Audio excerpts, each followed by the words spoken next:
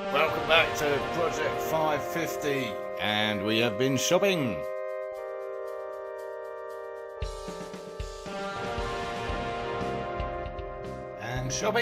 Anyway, so yes, the battery turned up and the box was alarmingly large, but of course it's packaging. And there it is in situ, and yes, it's tight. And right as it is, it won't quite work. But never fear, there is scope to bend out or cut out some of the side of the tray so that it will actually sit lower and substantially lower, as you can see, probably 10-15 mil, which will be actually perfect.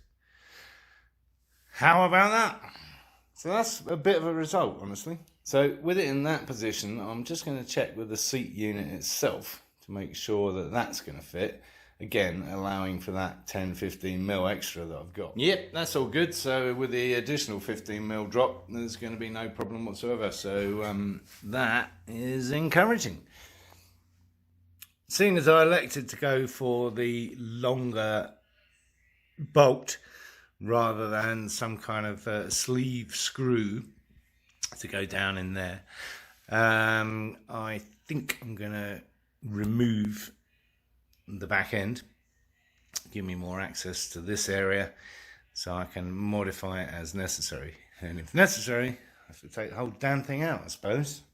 So seeing as we're buttoning this down for the 17th and hopefully final time, I'm using lock nuts, and I put some spacers in there, as you can see, those little black boys. Yep. And hopefully this is the last bloody time. Time for a little gentle persuasion, I feel.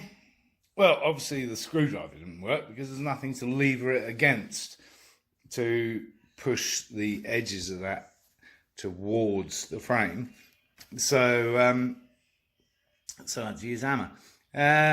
Anyway, of course, we have another obstacle, because there's always an obstacle, right?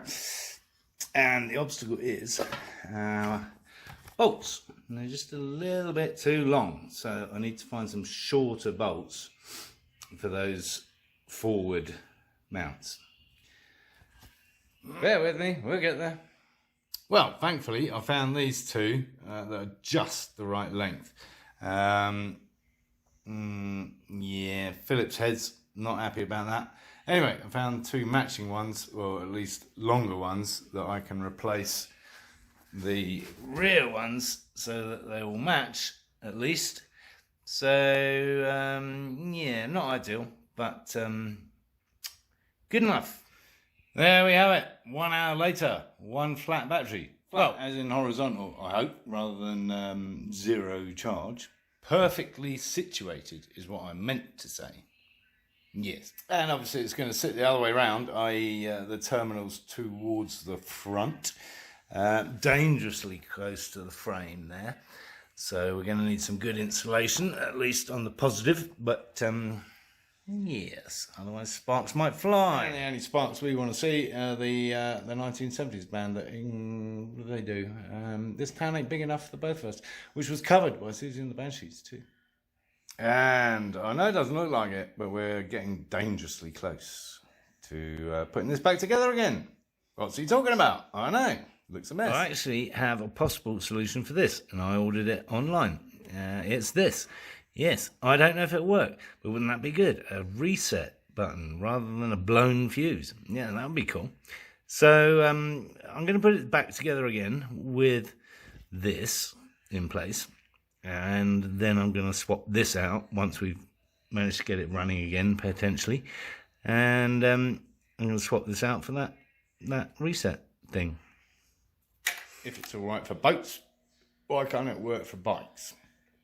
It's a little unorthodox, I know, but for the time being, because I can't get that stupid Phillips head screw off the engine block, which was the main earth to the battery, I'm probably going to find a different location to do that too, and then just chop that wire. But for the time being, I have routed it around here, and then I've bolted it. Yes, because it's an earth. So I bolted it and then I routed it up here and around there. And yeah, there you go. And I've gone to a smaller gauge as well, because I think that'll be fine. I think that's 10 gauge. So before I put the fuel tank on, because it's kind of finished by the stickers, I need to work out what's going on up here. And Monkey's going to help me. Yeah. So that's a whole rat nest that I haven't really focused on yet in terms of tidying up. We know the lights are going to go here, but that still leaves this kind of section, and I don't really know what we're going to do about that. What do you think, Monkey? Monkey? A lot of help. Well, I guess he's out of it, and somebody's got to sort it out, right? And then we have it slightly bigger. And my initial reaction was it was too big, but actually if you ignore the flappy bits, i.e. the blue, I think it's actually just about the right size, maybe an inch shorter at the most. I think we're there. Cool. Now I just need to find someone to make it for me. Well, there's the acid test, if you'll excuse the pun. It fits just. How about that? Perfect. Actually, it is perfect because it won't shift around at all. And actually, I can bend that back in a bit just to clamp it in there. So, nice. Yeah, cool. And we're all topped up with brake fluid. So we can put that on. Bled the brakes. Nicely done. Thanks to Chris, who helped me with the R6. Now we've done the Suzuki, so we just need to clean that up, and we have brakes. Spongy, but yeah, no air. Sweet. That said, I may have to run through that process again, because what I realised is that we've got this brake line going, because obviously it was at the end of handlebars that came up here, right? So we got this brake line that comes through here, around here, down to a joint here, and then down to the caliper. And what I'm figuring is, if I can find one, it's about 24 inches minimum, just to go straight from the caliper to the actual master cylinder there, and cut out this whole joint mechanism here. Just because we can, it'll be cleaner. We won't have all this kicking around, and it's probably a better idea all around. So I'm going to see what I can find that's about 24 to 28 inches long. Obviously need a little bit of flexibility, but not a foot, which would mean I have to go through that whole rigmarole all over again. But it's no big deal. It just takes a while.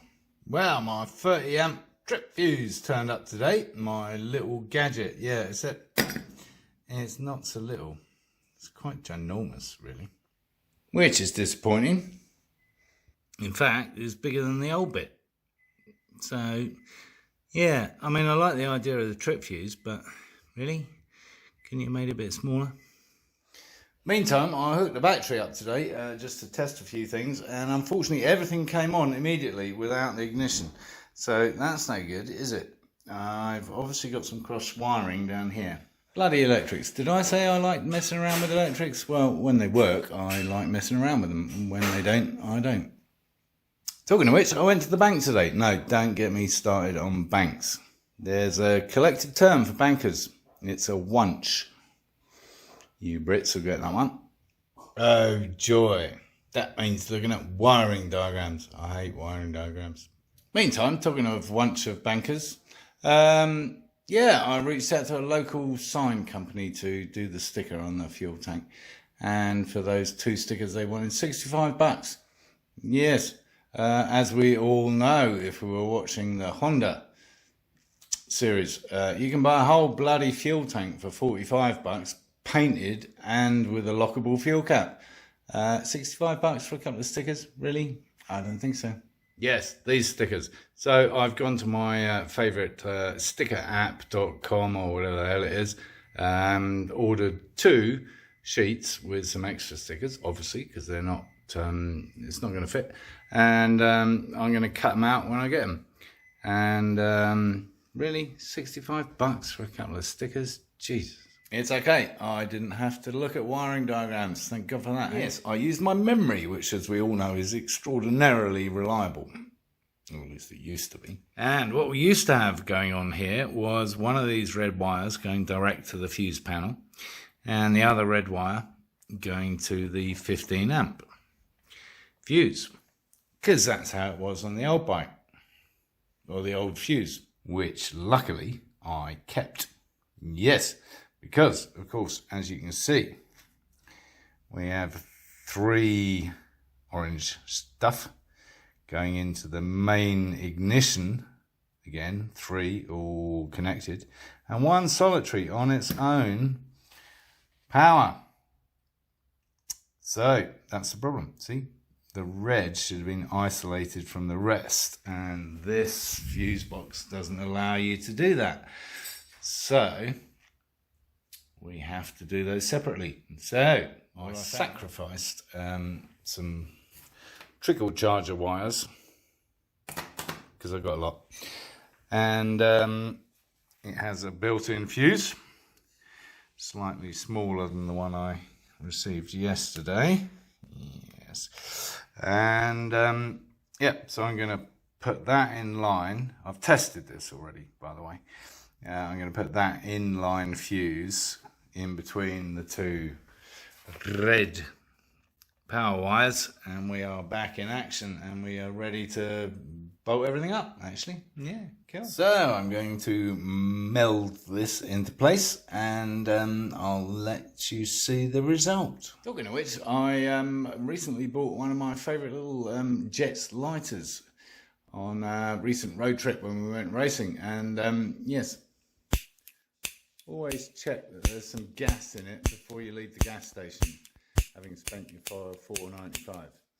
And never, ever, ever bother trying to fill a butane lighter with one of these, because they don't work.